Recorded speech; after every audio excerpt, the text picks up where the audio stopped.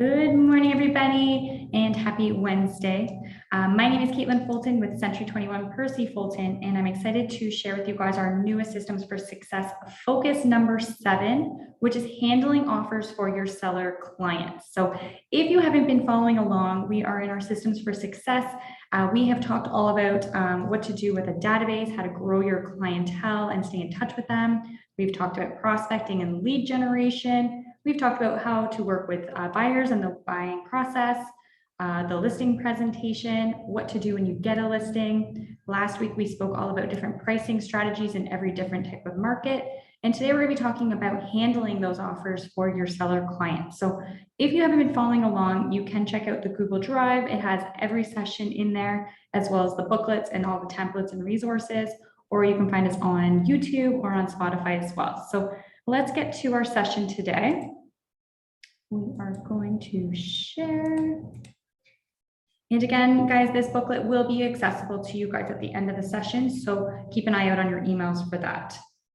Okay, Systems for Success, Focus 7, handling offers for your seller clients. So we, again, last week we talked about different pricing strategies. This session has always been about how to handle multiple offer situations, but because we are in a shifting market, we are seeing some properties that are getting multiple offers, but we are also seeing properties not getting any offers at all. So I'm going to be talking about both situations for today, and hopefully you guys can pull out a few pieces of advice when you're working with your seller clients. I know a lot of us are going through very emotional times right now, dealing with a lot of different types of people. So if I can give you guys any piece of advice on how to manage your seller's emotions and how to also handle your own emotions, then hopefully that will help you out. Okay, so our objective for today is to focus on building a superior negotiation skills and systems to represent your seller client's best interest and achieve the best results. When you're working with your seller clients, you may wish to prepare your clients for the possibility of getting their home on the market, only to find themselves in multiple offers, low offers, or no offers at all. So it is fair to your clients and smart from a business point of view to prepare your clients for these different offer negotiations by covering all the possible scenarios as they list their property on the market under your guidance. So there is a technique to all of this. So before you go live on the market with your listing, you want to remind your sellers that there's 3 situations that may happen. 1, their home may generate multiple offers at favorable terms. Situation number 2 is they may get a few offers that are not really favorable to them, which may require a little bit more negotiation. And number 3, they may get no offers at all at the current strategy that you're working with. So it's important for you guys to keep your negotiation and your marketing skills, plus have strong market knowledge that is up to date so that you can really handle any type of offer situation for your clients in a professional conduct. So before presenting an offer, I'm going to go over some tips. So you're going to see a lot of different tips and a lot of rules and everything today. So try to keep up with me a little bit, but before you are presenting the offer, it's going to make a smoother transaction if your seller clients are aware of what they will need to do when they're faced in an offer situation. So just like I described, you're going to go over these situations, hopefully at the listing presentation, so that they're not surprised of what's happening in the market. So sometimes your clients are going to need to act quick, and they won't actually have enough time to properly go over the details of an offer, like an agreement of purchase and sale. So it could feel rushed. So we want to ensure that you're preparing your sellers and that they're educated about the process so that they can gain some trust in you.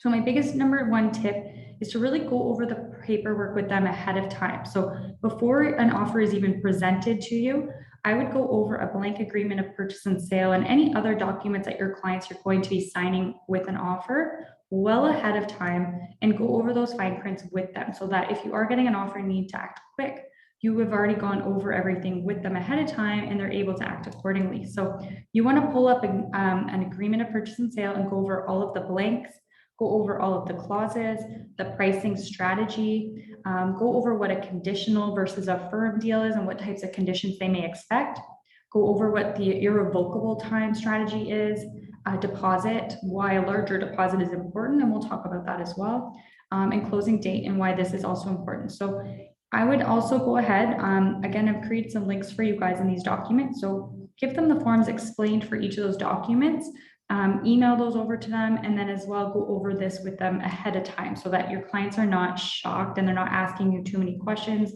For example, what if you've got a 30-minute sign back time? That's not really going to give you enough time to go over these blanks, and you don't want your clients left feeling like they didn't understand what they just signed. So go over the paperwork ahead of time with them. Be prepared. So it's all about the presentation of the offer. So know your market stats, the comparables in the area, the house price index, assessed values, all that good stuff.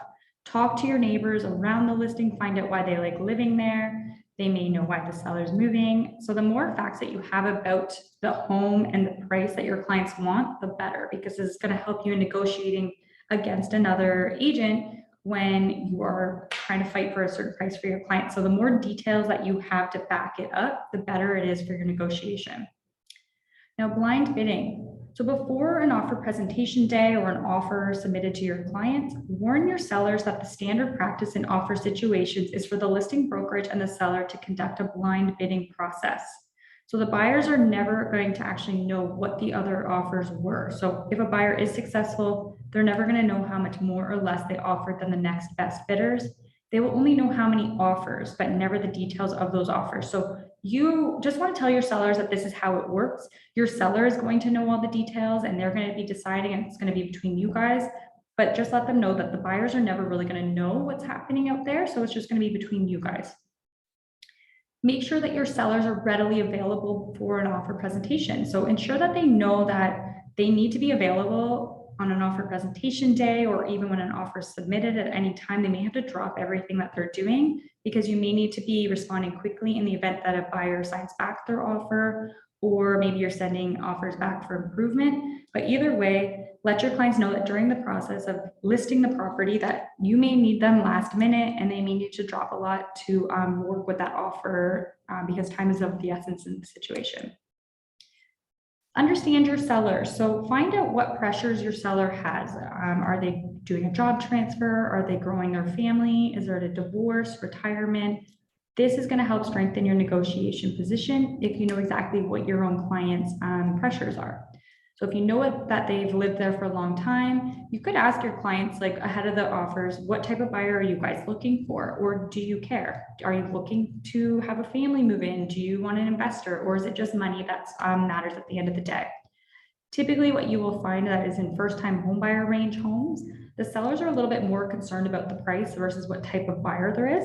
But you may work with some sellers that have lived in the home for a long time. They've raised their families there. And sometimes these types of clients do actually care about who's moving into their home versus the money. Typically, money will still speak louder to them, but when they are deciding between maybe two really close offers, the type of client that is moving into their home may make a difference to them. So find out if that's an important thing to them as well. We talked about this last week, time versus price. What's more important to you, selling the home quickly or getting the price that you want? So this is going to come into your pricing strategy as well. You may ask the buyer's agent to send a personalized letter or other details that are going to help strengthen the offer that you present to your seller. So it is okay to ask the buyer's agent for a little bit more details on the client. Are they a first-time home buyer? Have they been pre-approved? Do they have a letter just saying who they are? So these are little small details that you may want to present to your seller up front as well. Double check to make sure that the other buyers who have seen the home are not interested in submitting an offer before making a decision. Oh, sorry, we are on the offer presentation day. So do not finalize your offers until you know for sure if there's no more buyers that are interested or not. So even if you're not holding offers, register the offer. If you're not having an offer night at all, or maybe the offer night is passed and someone then submits an offer, I would still go ahead and notify every single showing agent that you have an offer. Or I would even take it a step further and phone call every single agent, let them know you have an offer, see if they've got an interested client. So if others do not materialize, then you can take that opportunity to consult with your seller regarding the offer. But your goal at the end of the day is to get as many offers and as high a price as you can. So take that extra step if you have to. When you do get an offer, don't go into sheer panic and work with that offer. Try to get more offers on the table as well. So this is going to require a little bit more extra time where you're reaching out to everybody, but especially in a shifting market, we're going to have to make a lot more phone calls than we used to, trying to get as many offers on the table as you can. And sometimes if there is no offer night, sometimes those buyers may be interested in the property. I've seen it time and time again where they're like, okay, we're just going to wait. We're just going to hold off. And then when an offer is submitted, that buyer may be like, oh, well, I don't want to lose it. And then you may get another second offer and then end up in a multiple offer situation naturally. So these are different things that you want to do when you're negotiating for your client. Your job is to get as many offers on the table that you can. So when you do get that offer, make sure you're strategizing and trying to get other offers just by calling those agents. So tip number 7, negotiate in person. So don't negotiate by the phone or email if you have the option to present in person. So the best way to influence people is to get face-to-face. Whether you're sitting in the office with your clients or you're at their home with the sellers, you may want to negotiate in person with the buyer's agent. So if you can have that opportunity to negotiate in person, especially in a market like that's more balanced, then this may add a little bit more leverage to you as well and try to get the deal done right on the spot. Be confident. This is a really good tip for even if it's your first time negotiating an offer. Be excited, be positive, be confident when you're presenting your clients an offer. So don't go into your seller clients all nervous, quiet, or too aggressive, or that could really turn off your seller clients and they're going to lose some confidence in you. So it's going to be hard to negotiate or negotiate on terms with your seller clients if you don't have any confidence at all in your skills as well. So even if it is your first time, fake it till you make it, show confidence, know what you're talking about, and be able to negotiate that offer for your clients. We're going to talk about it a little bit at the end here, but there may be a time where you're going to be negotiating with your own seller clients these days. So they may get an offer that's not acceptable to them, but you know that with the way the market's going, the way the houses are selling, you may actually have to convince your client to take an offer that is not what they wanted, but will work out the best for them. So we're gonna have to work on those skills when you're just talking to your own seller clients as well. Number 9, do not give up too much information about your clients, so the seller. So if your sellers are willing to take less than what an offer was presented, have personal issues happening in the background, maybe they've got high incomes or low incomes or some sort of financial advantage or disadvantage, do not let the buyers know this. They may hold firmer on their price if you let them know that these sellers are desperate. You may see on some listings that it's a motivated seller. These are not things that you really want to give up to the buyer's agents because this will strengthen their negotiation powers as well. So avoid telling the buyer's agent what your clients are going through, especially if it's going to be used against them. So this is what our sellers are hiring us for. There's confidential issues, so make sure you're representing your client's best interest by not disclosing things that could work against them. Pass on compliments from the buyers to your clients. So this will help build trust between the parties for friendlier negotiation. So you'll hear me talk a lot about it, being a friendly agent and negotiating, being a nice person. This is going to get you a lot further than being an aggressive, angry type of agent. So tell the sellers why the buyers love this home in particular, instead of trying to justify the price based off of things that need to be fixed, comparing it to other homes, or really adding insults to sellers. Some agents do use this as a negotiation tactic from the buyer's side, where they're going to insult your house saying like, oh, it's uglier than the neighbor's house that just sold. It smells bad.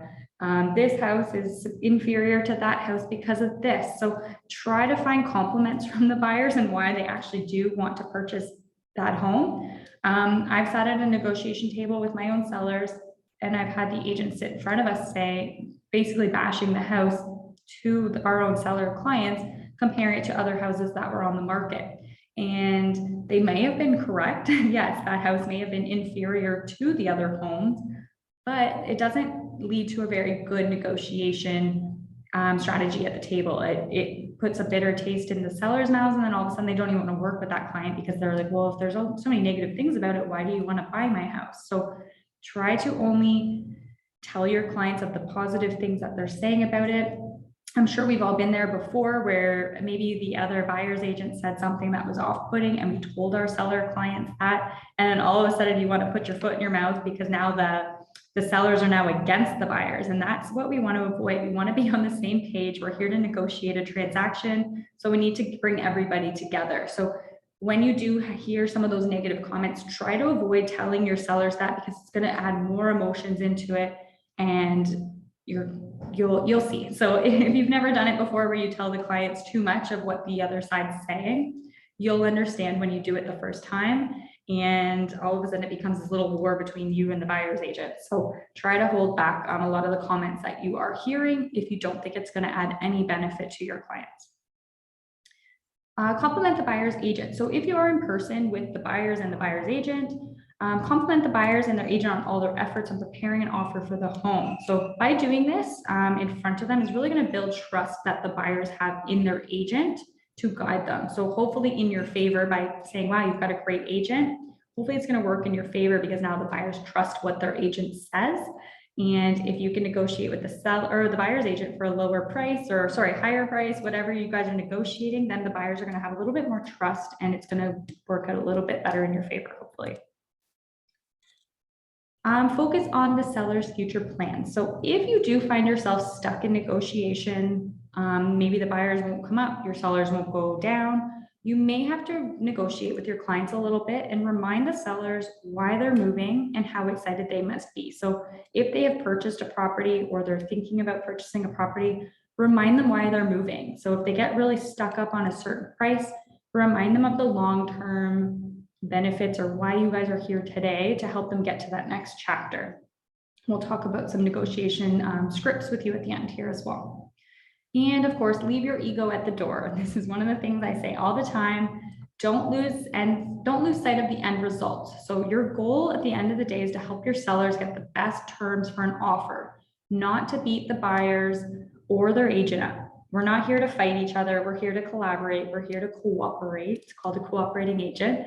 So we want to cooperate with each other. So people want to work with friendly people. So if you try to show aggression or anger because things aren't going your way, it will work against you. So I know a lot of newer agents will pull this strategy where they think that agents have to be tough and they have to be like this really aggressive negotiator. And I promise you, it does not have to be like that.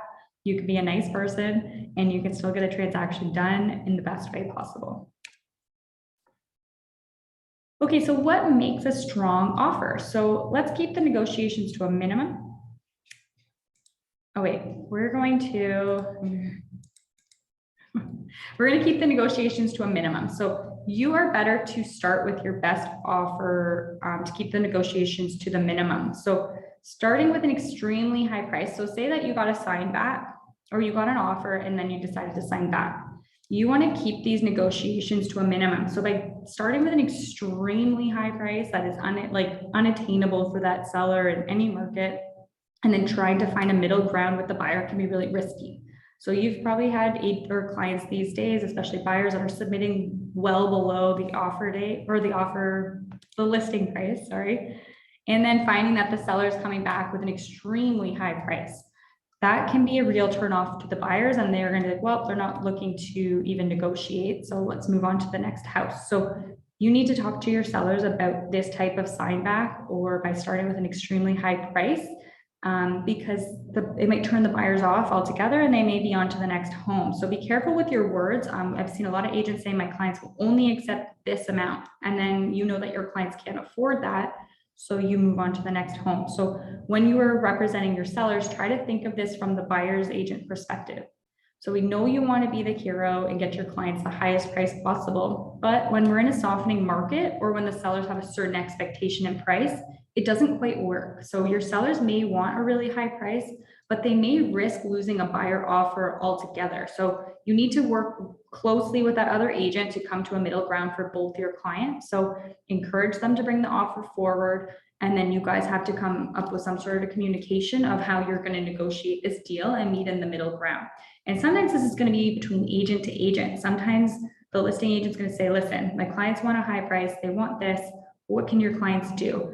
And then they may say, well, my clients can only do this. And then you guys together as agent to agent can really discuss how you're going to bring your clients together instead of against each other. So make sure you're having open conversations with the buyer's agent to really get that deal together, because at the end of the day, your job is to cooperate with the other agent to get the best price for your client, but also they're looking to get the lower price for their client. So we need to come up with some sort of middle ground, and it may take some negotiation on the back end to really get that deal together. So keep it simple, salesperson. This is another thing for your offers when you're dealing with offers on the receiving end.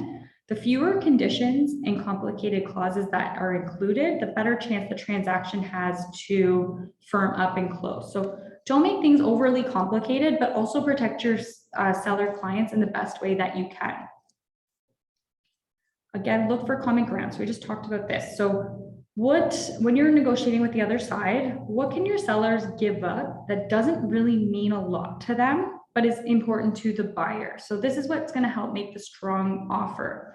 What are your client? It could be a closing date. This could be one. Maybe the closing date's really important to the buyers, but it's not really important to the seller. So maybe closing date. It's not always about price. So maybe the deposit needs to be increased. Maybe they want to keep the hot tub. Like, try to keep a common ground when it's not just the price. So if you can't agree on the price, what else can they give up that is going to be more appealing to the other side? Larger deposit is good, in hand is better. So this shows seriousness of the buyers. So a buyer is less likely to walk away if problems arise with a larger deposit. So we usually do recommend the deposit minimum is about 5% of the purchase price. So when that buyer has a bank draft in hand, that's really going to strengthen the offer as it can be delivered that day. And then you're not risking buyer's remorse for the next day. So when you are working with a seller, the deposit is something that you guys also want to look at. So don't just skip by it. If you guys see $5,000 on a $1 million property, that is way too low. So always look for about 5% deposit, and don't be scared to negotiate that. Don't be afraid to ask for a higher deposit, because it's going to help your seller clients in the end. So that just keeps the buyer's risk from walking away from that transaction. And at the end of the day, our job is to get the deal closed. So make sure that you guys are also reviewing that part as an important piece of the pie. When you're presenting the offer, review the price last. So it's going to be the most sensitive issue. So work through all of the other conditions first before you present that offer to your clients. Okay, so let's talk about multiple offers. So I wasn't going to talk about multiple offers because I wasn't so sure, but in the past week, I have heard a lot of agents that are experiencing multiple offers on the buyer side. So it is still happening. I'm also seeing it on the leasing side. So lots of agents are losing multiple offers on the lease side. So that means that there are some sellers agents out there that are dealing with multiple offer situations. So I'm going to add this in as well. But what multiple offers are, it's pretty much, it occurs when there's two or more competing offers on a property. So although the situation is more likely to arise in a seller's market when the demand is high and the supply is low, it can also occur in slower markets like we're experiencing today. So as a real estate sales rep, you need to be aware of the legal and ethical obligations, as well as be able to suggest strategies for your sellers when they hit these multiple offer situations. So preparation is extremely important in the success of any activity. So if you are taking a well-priced listing in a hot seller's market, or you are significantly under listing a property, you may want to prepare your sellers for the possibility of multiple offers. So point out to them that they're going to have several options if they receive more than one offer. And then next are the options that you can lay out to your clients, as well as the benefit to the benefit and the risk to your seller clients. So prior to presenting an offer, I want you guys to discuss these options with your sellers. So just like you guys are going over the agreement of purchase and sale before an offer comes, you also want to present them with these different situations that are going to happen. So especially in like a softening market, you may have had the hopes of having an offer night, and then offer night comes and you got no offers, or you got low offers. So you need to tell them the different situations that are going to happen so that you can really manage those expectations for them, so that they're not expecting 10 offers on offer night. Or if the vice versa happens, maybe they do get 10 offers, then you need to prepare them for either situation and what that's going to look like. So make sure you're having either a phone call, you have it in writing, or you're at their house when you're discussing all of these different situations.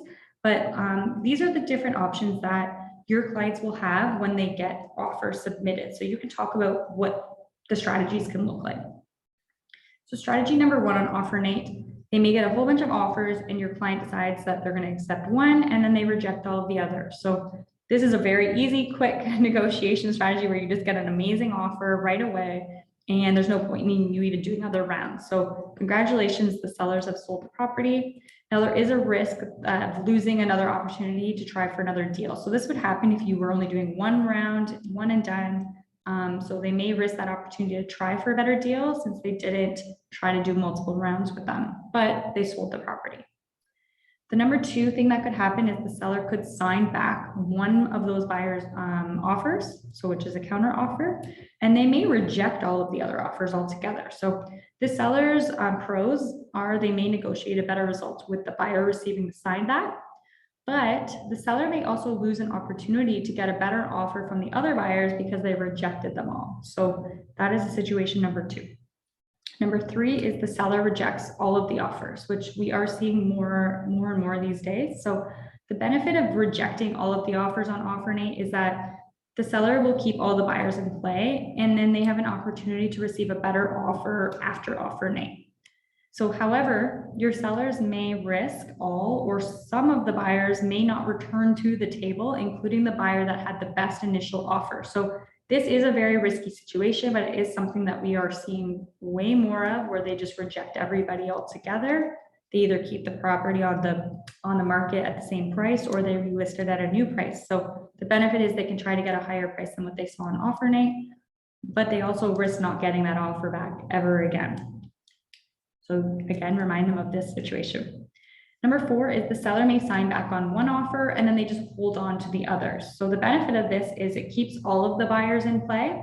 The risk though is that the buyer receiving the sign back may not respond and the other buyers may let their offers expire. So if you are going to be signing back on any OfferNate with one particular buyer, I would highly recommend making it a very quick irrevocable.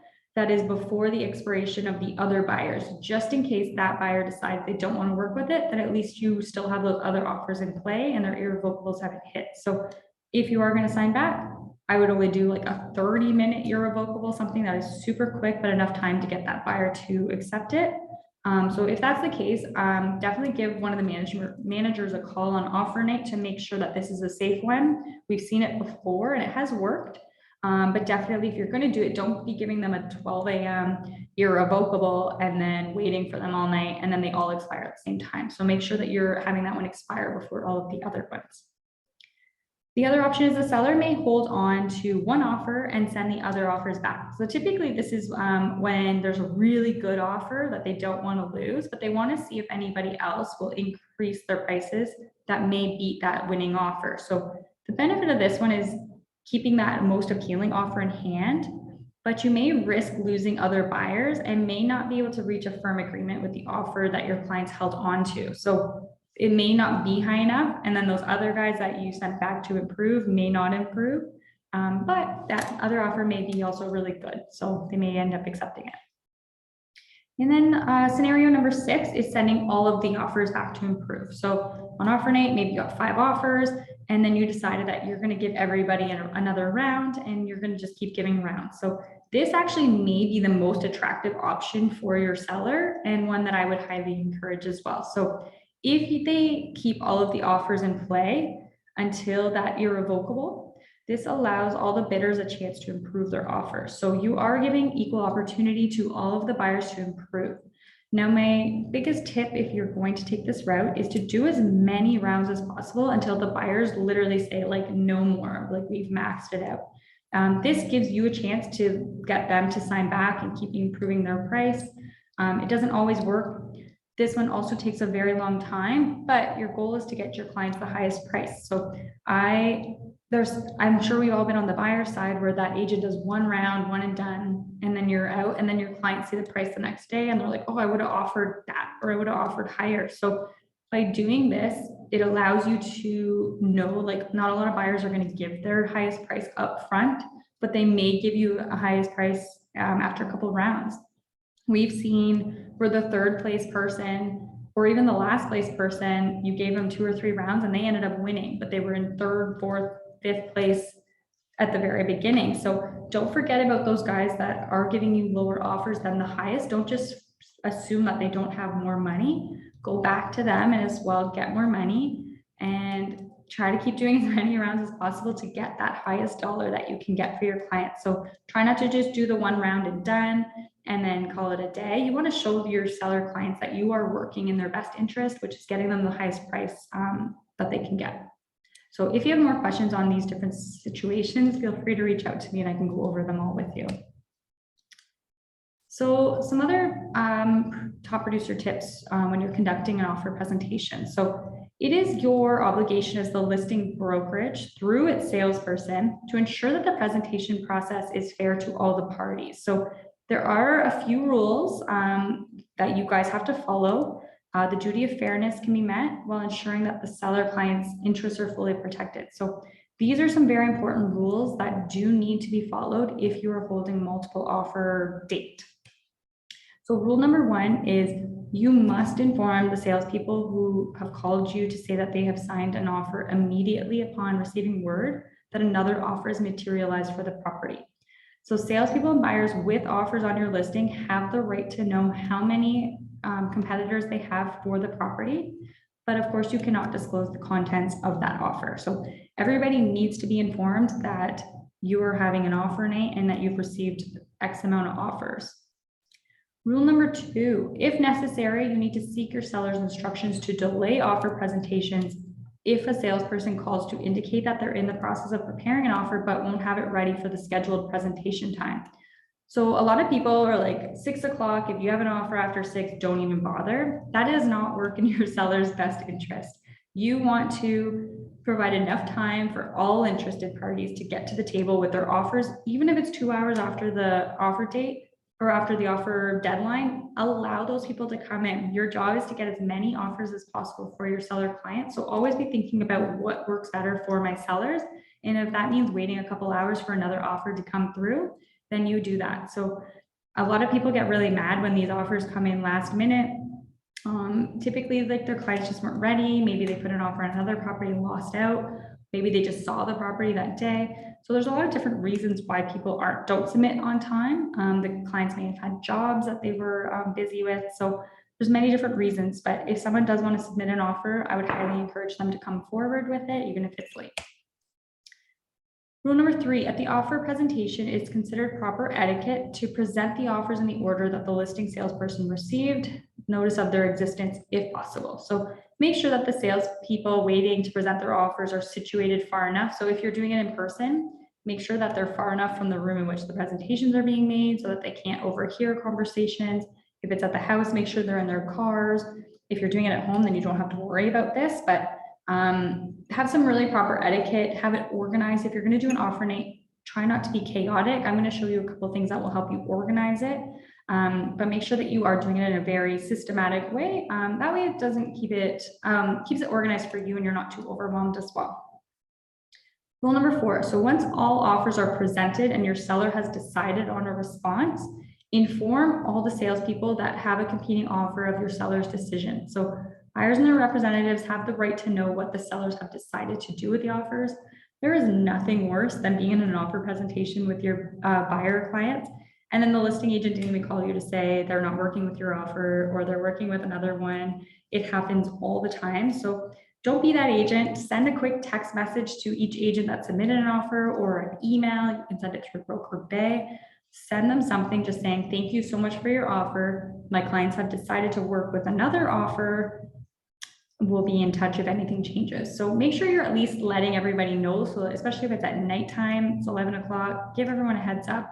They're probably all waiting as well. The buyers are waiting. They're waiting on their agent to tell them if they lost or they won. So don't be an agent that just doesn't talk to anybody after they've accepted a deal. Make sure you thank everybody for their efforts as well. Rule number five, if you or another salesperson with the brokerage has one or more of the competing offers, you have to make sure that all of the agents are aware of that. So whether it's an agent with your current brokerage or your own buyer, you do have to disclose that there is an offer and could be multiple rep. So if you have one of the competing offers and you're offering your seller a reduced commission, if your buyer is a successful bidder or if another sales rep in the at all decides to reduce their commission, you must inform the other salespeople with competing offers that they are offering your seller commission reduction. So You do have to let everybody know that A, an agent decided to drop their commission, and B, for how much, because then you have to give the other agents an opportunity to also do that as well. Now, to be honest, this is not a good idea to offer the seller a commission reduction if they accept an offer from your buyer in multiple offer situations. The reason why this is not a good idea is because it's going to discourage other salespeople from bringing in a competing offer because they may not want to reduce their commission.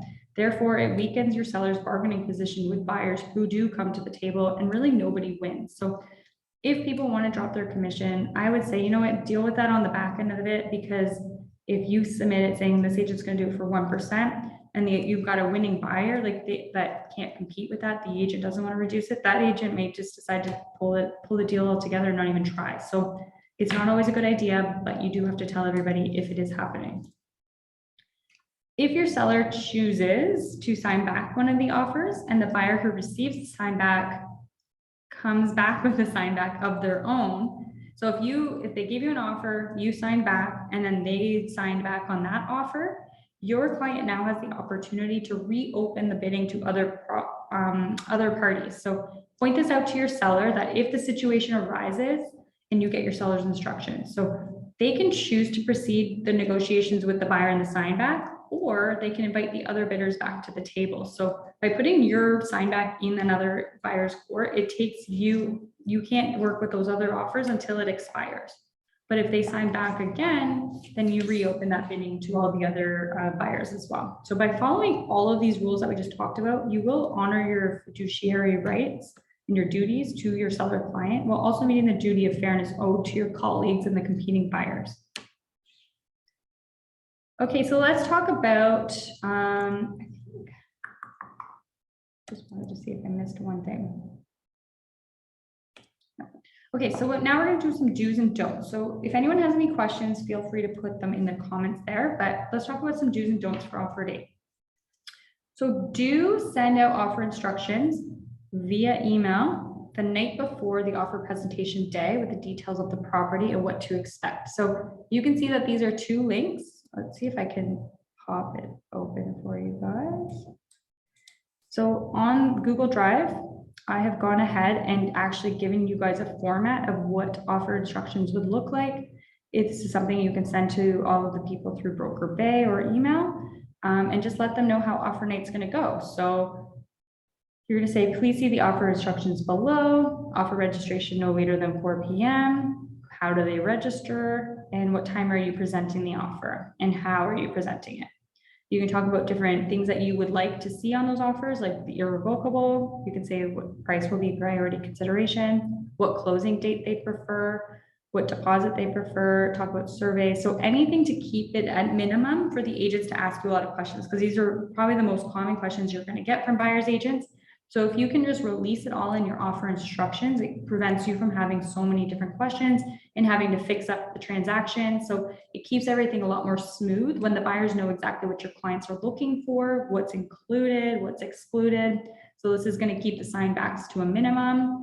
It makes things a lot smoother. So then you can also say what to expect. So please submit your highest and best offer. Should any offers be exceptionally close, we may give the opportunity to those specific buyers to resubmit. However, there's no guarantee. You can talk about the offer count and how it's being tracked. And then you can talk about like who's going to be communicated. So this one says that the communication is only going to be sent to the people that have an offer, not to everybody. Put your phone number on there, and then just a quick thank you. So if you are looking for offer instructions on what to send, this is a sample that you guys can grab from the Google Drive. I have one for both freehold and for condos as well. So we've got both. The one with the condo has it on status certificates and all of that. So that's something that you guys may want to look into. The other thing that I've got, I'm going to get back to the presentation on this, but the other thing to keep everything organized on offer date is have an Excel sheet template to keep yourself organized. So every offer night, we have this template popped open. So you guys now have a template where you just, anytime you get an offer submitted, just fill out this template so that you have everything on one page and you're not flustering through all these pages. It makes it a lot easier when you are also communicating this with your seller clients as well. So you're going to do offer number. So it would be like 1, 2, 3, 4, put the agent's name, what brokerage they work for, what their phone number is that you will be calling throughout the night so that you can just quickly grab it, what their email address is. I would even look at what the buyer's names are just for your own sake. Who knows, you might have shown that buyer a client and then they said they didn't have an agent, but they did, so you could track that. Put down their price, deposit, closing date, irrevocable conditions, and then any other unique notes. Maybe they put a survey in there, maybe they asked for certain things to be fixed, or maybe they just added some extra clauses in there that you might want to look more into. So I would pop up this Excel sheet every time you have a multiple offer situation. We've had situations where you've got 16 offers on a property, and like, how the heck do you keep that all organized? So it's nice to just have it all in an Excel sheet. You can also, actually one thing I'm gonna add is like rounds. So if you offered these people round 1, round 2, round 3, you can put what round you gave them. Sometimes you can even put the price here and then cross out the original price, put the new price so that you can keep track of what the rounds were looking like or what the renegotiations look like. And then if they increase the price. So again, this is really just to keep you organized. And then if you quickly are like, oh, I need to call Bob, I need to call Bob. And then you've got his phone number quickly up there. You've got his email address. So everything is all in one place. And then when you're presenting the offers to your clients, you can really just go through this Excel sheet with them of all the details of the offer, and then it keeps it nice and organized for them. If you've got a really savvy client, you could also share the live Excel sheet with your clients so that they can actually watch you negotiate and see what's happening before you present the offer. So I would definitely check out this Excel sheet, save it for when you have your next offer night. Okay, let's get back to it. Okay, so be easily accessible. So set this as an appointment. If you have an offer date, this should be for your buyer clients too, but if you have an offer night, you should set this as an appointment in your calendar, and you should not set up any showings that day. You shouldn't have any meetings. Your entire focus for that day should be on the offer date so that you are in the mindset, you're readily available, you're picking up your phone, and you're not busy out there doing showings and too scared to pick up the phone when you're with another client. So make sure that you are setting this as an appointment for yourself.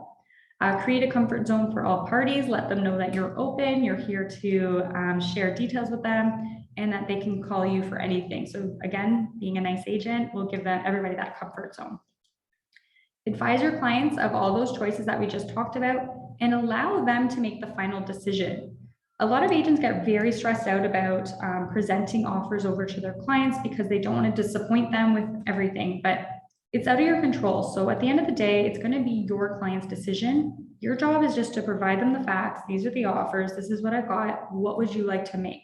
So your clients are always going to be the deciding factor. So don't take that pressure off of yourself that you have to decide for your clients or that they're going to be disappointed in you or anything like that. Let your clients make that final decision for you. Take that emotional component out of yourself and let them make it. Keep all copies of your offers and counter offers. There's been situations where RICO will say, well, they want you to prove that you had 5 offers and you need to come up with those 801s, or you need to come up with the offer. So make sure that you're not deleting all the offers that were submitted. By having that Excel sheet, it does make it easier to pop up what agent sent you the offer. So make sure you're keeping all copies of that plus the counter offers and the 801s as well. Make notes of any discussions and decisions. And I think it's very smart to keep, honestly, phone calls to a minute. You're going to be making phone calls, but anything that you want in writing or that you have agreed to, make sure that everything is in writing, whether it's a text message or an email. Have a trail of everything you spoke about. Maybe there's a broken faucet and you said, I want that faucet fixed, and then they agreed to it on paper. Don't make these verbal agreements being like, oh, like we didn't put it in the agreement that the TV mount was going to go. And then all of a sudden on closing, the TV mount's gone and you have it nowhere in writing because it was all on the phone. So make sure you're getting everything on that agreement of purchase and sale scratched out, initialed, or you've got some sort of communication trail, because a lot of things happen on closing. And if it's not in writing, then the lawyers don't consider it real. So make sure everything is in writing. Be open, fair, and ethical with all the parties involved.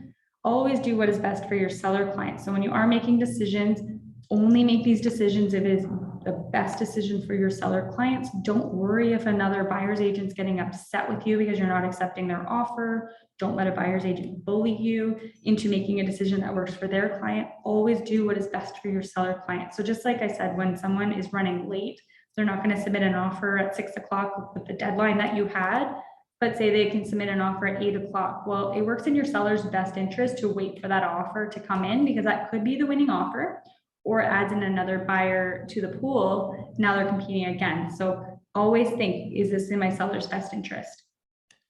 Be professional and calm. So again, leave your ego at the door. You never know when you're going to be at another agent's negotiation table on the other side. So try to keep things friendly.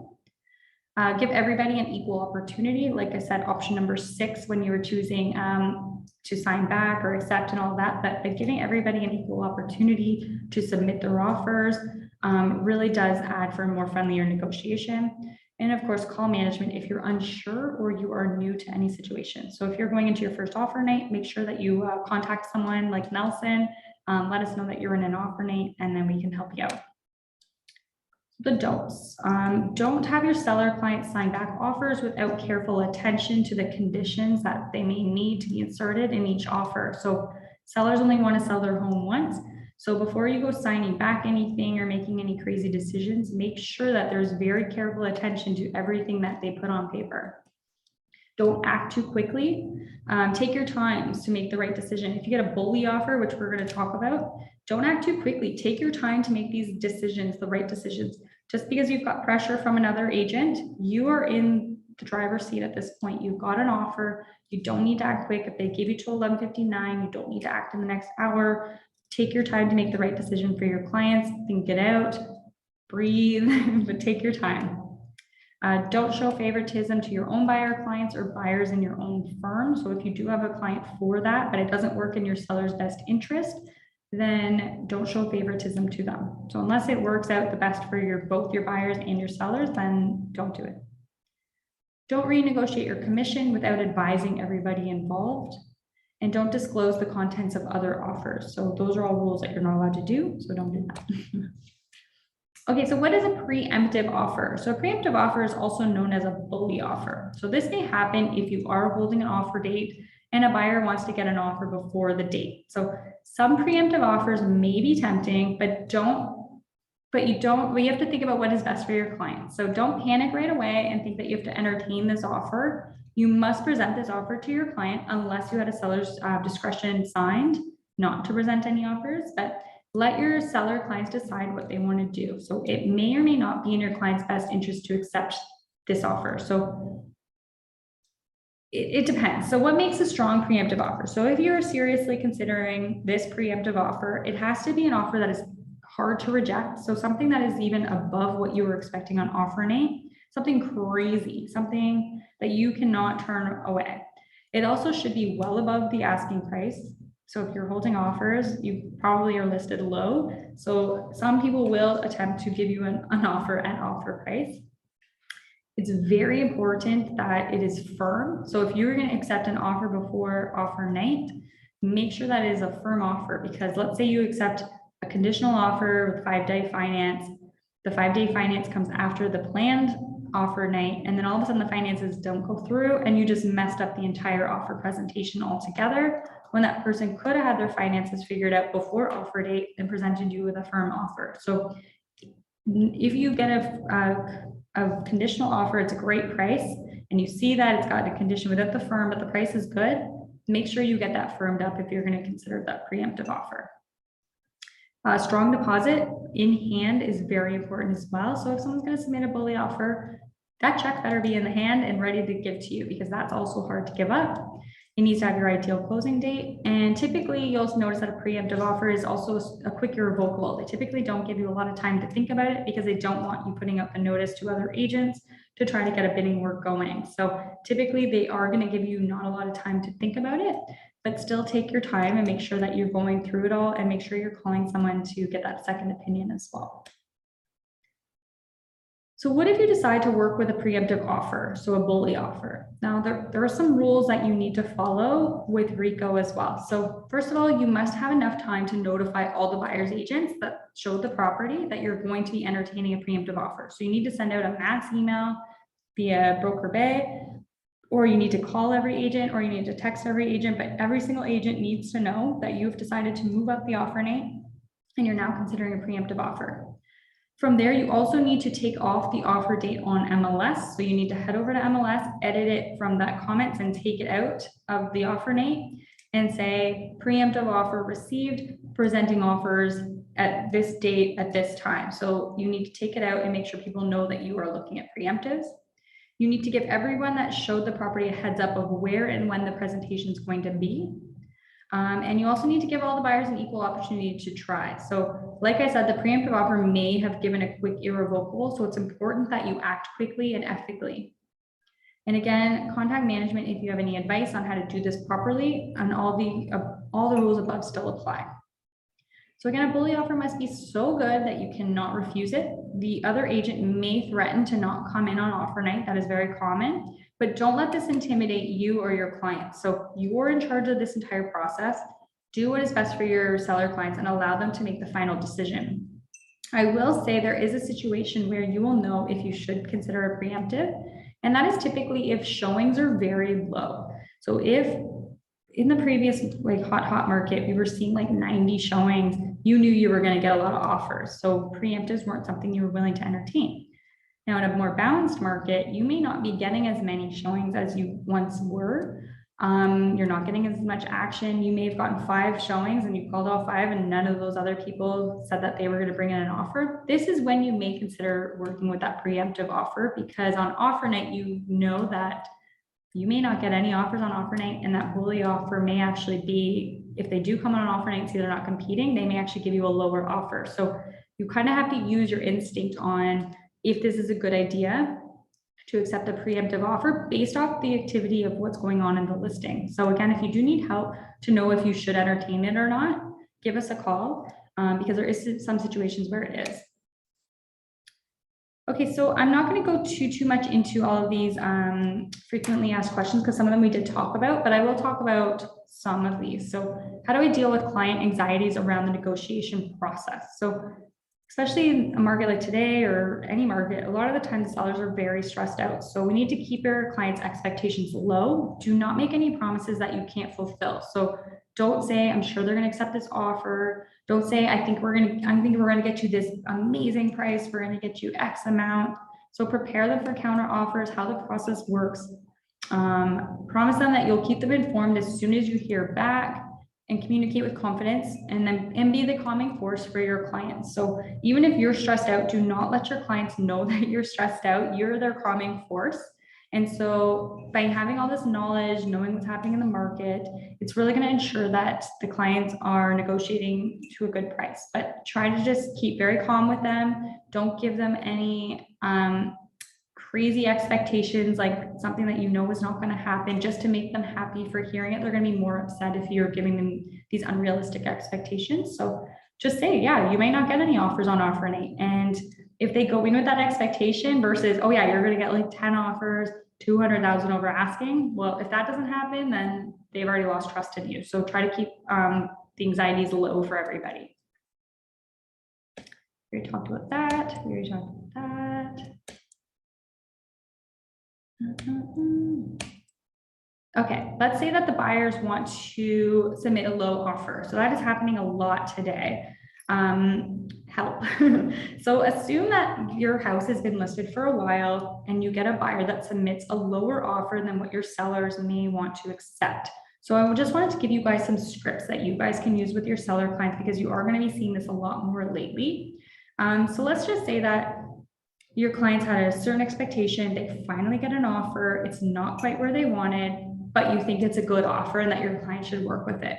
There's going to be some situations where you have to negotiate with your own seller clients to try to get them to that price as well. So these are some different situations that you could talk about. So let's convert it to pennies. So I understand that the offer is $6,000 less than you had hoped for, but otherwise it was a clean offer. So let me show you the difference it really means to you at the end of the day. So if you added $6,000 to your next mortgage, it's going to cost you about $36 per month, about $100 a day. Are you willing to risk a counter offer not being accepted for less than a cup of coffee a day? Well, the other thing is to focus on their next home. So let's focus on the lifestyle their new home has to offer: great location, great schools, close to shopping, large backyard. Bring to the surface all of the positive things that they love about the new house that they're moving to. Get them excited about moving, then say, I know the offer isn't exactly what you were hoping for, but it isn't that far off. So why don't we put a sold sign on your front yard and let you move on with your dreams? So sometimes just reminding them of the bigger picture, it will bring them back down to a little bit more reality of what's happening up there with the buyers. The other thing is maybe you want to negotiate halfway. So there's only $6,000 standing between you and a sold sign. Would you even consider meeting the buyers halfway to bridge the gap? So if you don't want to accept $343,000, would you consider accepting $346,000? If we do, I think the counter offer is going to be much more appealing to the buyers, and hopefully we can get the house sold. What do you think? So this is where you're going to try to consider getting a sign back into the buyers and then somehow meeting them in between. So this is a really good in between. I like this number 3 script very much. Trade-off. So if the sellers are not willing to budge on the price, then let's see if there's anything else they will concede to make the counter offer more attractive to the buyers. So will they accept the buyer's other conditions? Will they offer other incentives like including appliances or window coverings? What can they offer that would be of value to the buyers? It could even be a closing date. So what are some trade-offs? If the price is a certain price, what can they give up? Or if the price is not a certain price, maybe the sellers have a closing date that they want. So try to think of different things that you can negotiate that doesn't involve the price. And finally, sellers, help find sellers a solution. So ask the sellers to help find a solution. So if you tell them what to do, they will feel like you're forcing them to give up ground. So it's better to have them participate in coming up with solutions so that they feel better about the final result. So don't be scared to, like, if you don't know or you can't figure out what the common ground is, but maybe the seller's like, listen, this is what I want. And then they're going to tell you what solution they would have. And then you can present that to the other side. So many different reasons. Okay, guys, so that is the final part. So we went over quite a bit. So again, I will send you guys this book. We talked a lot about just different tips on negotiating with the other side, as well as your client. We talked all about what multiple offer situations are like, plus the RICO rules and all that good stuff. So I know it's pretty jam-packed, but hopefully you guys learned quite a bit on different tactics to negotiating with your own sellers. Does anybody have any questions?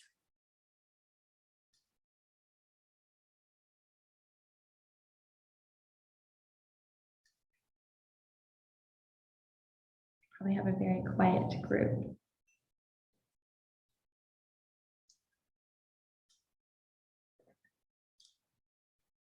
Okay, no questions. Yeah, okay, so if you do think of anything, guys, feel free to email me, Katelyn.Fulton@century21.ca, or leave your comments in the chat and hopefully I can get to those as well. But hopefully you guys learned quite a bit. Next week, I have another special guest that's going to be coming to present to us. They are from the Kawartha Lakes.